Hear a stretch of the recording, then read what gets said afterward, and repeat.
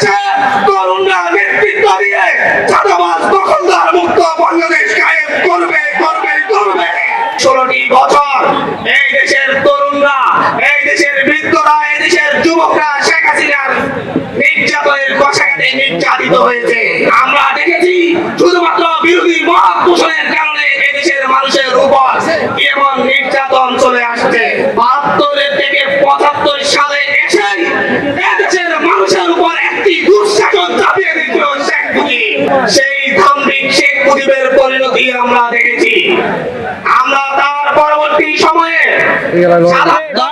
আমরা তার ছয়টি বছর মেজর জিয়ার শাসনামল দেখেছি, যেটা বাংলাদেশের মানুষকে একটি পথের দিশা দিয়েছিল।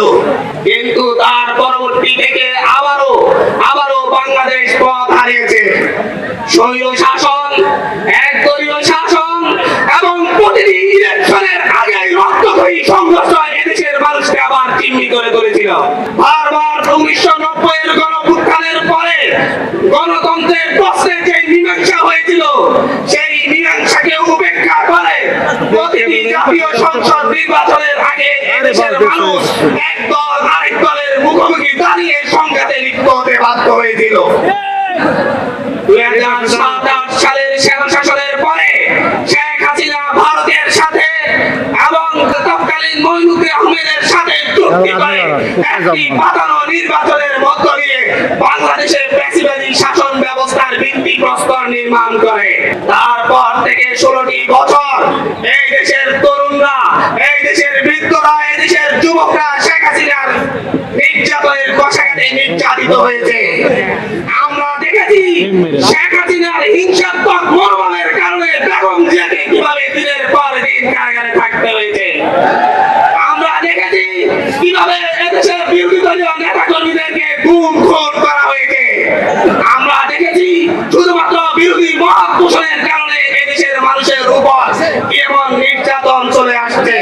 বাংলাদেশের মানুষ এই মঞ্চে উপবিষ্ট তরুণদের নেতৃত্বকে মেনে নিয়ে শেখ হাসিনার বিরুদ্ধে রাজপথে নেমে একটি সফল গণঅভ্যুত্থান পরিচালনা করে।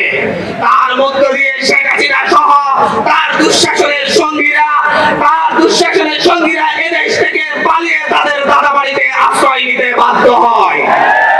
আমরা আজকে এই দেশবাসীর সামনে উপস্থিত হয়ে বলছি, আমরা আমাদের নতুন দলের নিচ্ছি, আগামীর বাংলাদেশ গণতন্ত্রের বাংলাদেশ হবে। আগামীর বাংলাদেশে তরুণরা নেতৃত্ব দিয়ে চাঁদাবাজ দখলদার মুক্ত বাংলাদেশ কায়েম করবে করবে করবে।